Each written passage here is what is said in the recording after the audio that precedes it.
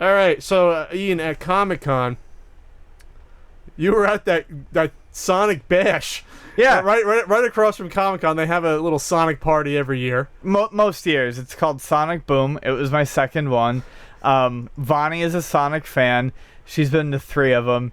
And, I mean, I heard nothing but that it was so glitchy, the event, audio dropouts, and it was... Oh, no, the event itself live was a lot of fun. There were no problems. Just people watching it online. There was, like, no technical problems live.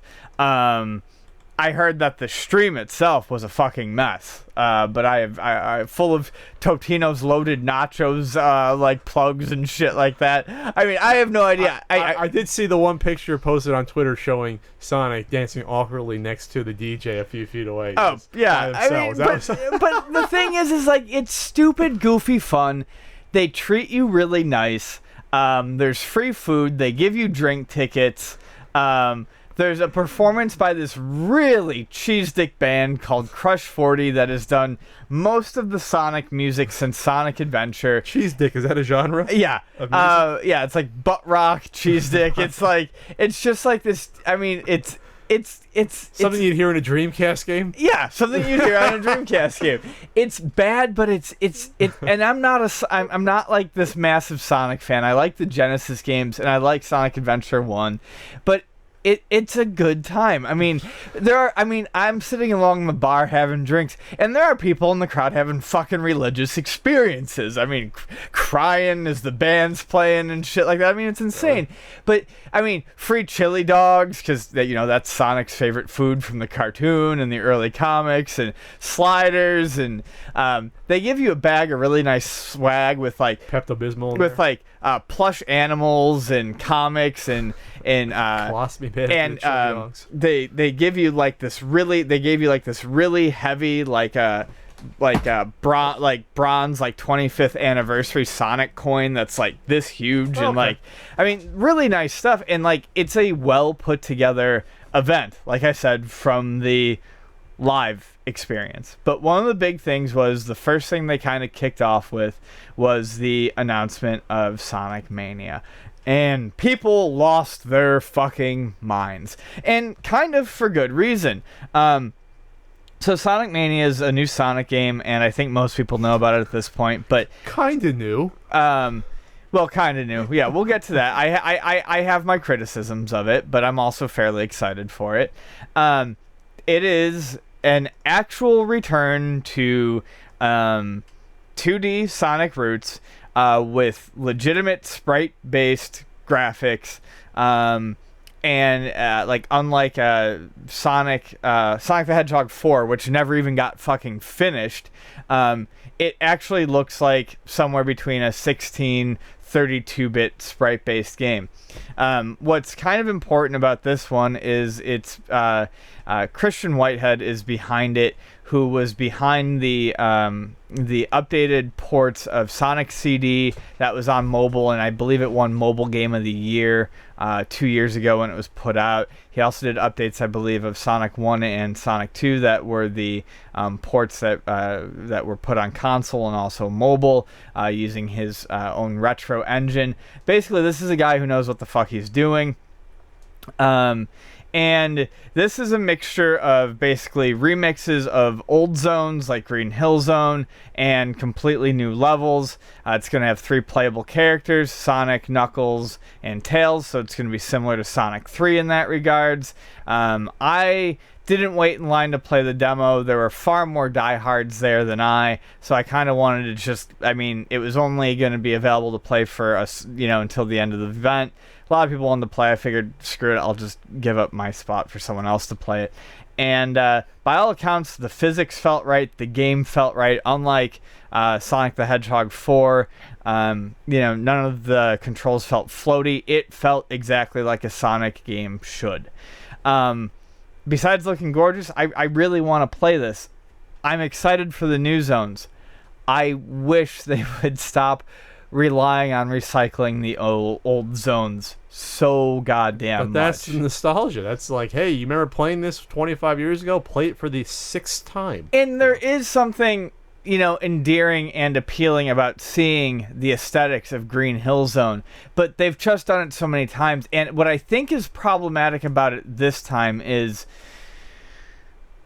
if this was the first time they had leaned on it, it would be one thing, but Sonic the Hedgehog 4, I think, left such a bad taste in people's mouths because, as far as I can recall, there were no new zones. They were literally just rehashes of all the old zones.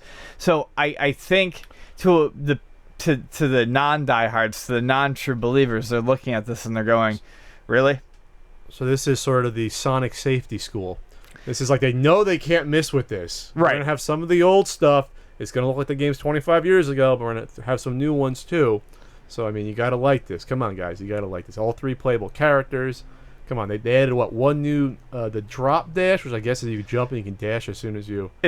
land, which I actually think looks pretty cool. Keeps the momentum going. They did show some platforming, which...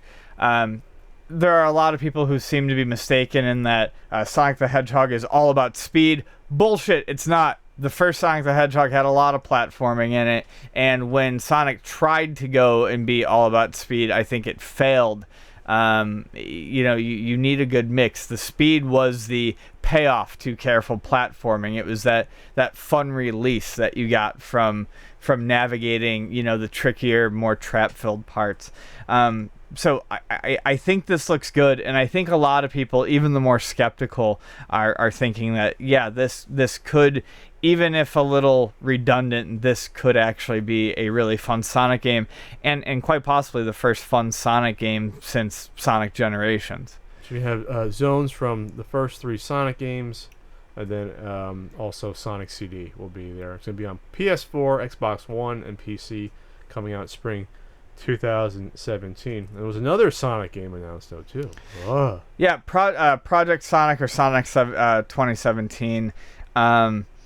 This one is this one's interesting to me because it's Sonic Generations 2.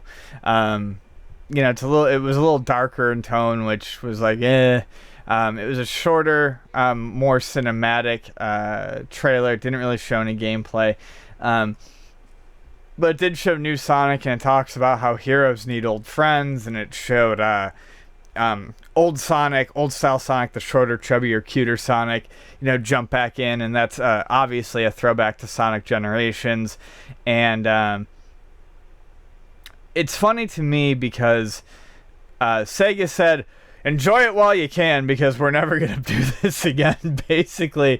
And then after trying to, do, the Sonic Lost World and the Sonic Generations and, having in Sonic Colors and having all 3 be met with lukewarm to, very negative reviews, Sega's realizing that their only hope is to pander to their audience. The difference is, in this case, pandering to their audience kind of brings out the best in them because they know what works. And while they're falling back on what they know and they're not innovating, I just don't think anyone trusts Sega to innovate anymore. And I think they're totally happy eating their bowl of mashed potatoes or macaroni and cheese, their comfort food. I think that's what people want from Sega now. Well, at least from their Sonic games. I mean, yes, Sonic never branched out like Mario did. No, successfully. They're whatever kart games or whatever else. Well, actually, the kart games got even among like major publications, their kart games got very good reviews. Do they sell well though, enough to bring them back? They got a sequel. All right, they can always go to that well then if they want to try that. But I think whenever they try to do like an adventure game or something, it's just like people are just like no. I like Sonic Adventure 1. The thing is like the diehard fans love Sonic Adventure 2, and I have no idea why. Sonic Adventure 2, in my opinion, is one of the shittiest 3D games I've ever played. The Sonic and Shadow levels are fun for the speed element, but the Knuckles and Rouge levels and the Tails and Robotnik levels were absolutely abysmal. I don't know why you take a flying fox and you stick him in a robot that is slow, clunky, and can barely move around. But anyways, I think while unadventurous and lacking in Oh God, my mind is so dull right now. Lacking in. Give me the fucking word. Panache? Progress. No, not progress. Evolution? Evolution. Sure, evolution. Evolution is a mystery. Lacking in evolution. This is probably the best move Sega can be making right now. Just stay with the tried and true until your dwindling fan base gets sick of what you're doing, and squeeze every. Because let's put it this way: are they really creating new Sonic fans, or just going off of the old ones at this point? No, actually, I think this will probably. They're definitely pleasing their Sonic fans, but I think Sonic Mania in particular will bring. It will bridge that gap. It will bring lapsed Sonic fans back into the fold, at least out of curiosity. It's not going to It might not create new ones. That's the point, though. But they are on borrowed time with how much they can get out of the Sonic character. It's like Mario's creating new fans every few years with the new games on a flagship console. Sega doesn't have a console to do that anymore to really promote that character. Sure. Well, it's not the same. That's kind of the point that I'm making too. That they will make people happy with these games, but they're not pushing the envelope. They're not going to. It's not adventurous enough. They're not going to get Game of the Year for any future Sonic game. They're not going. That's not going to happen. They're not going to have their version of Mario Galaxy that like shocks the world. It's like, holy shit, this is something different and special, and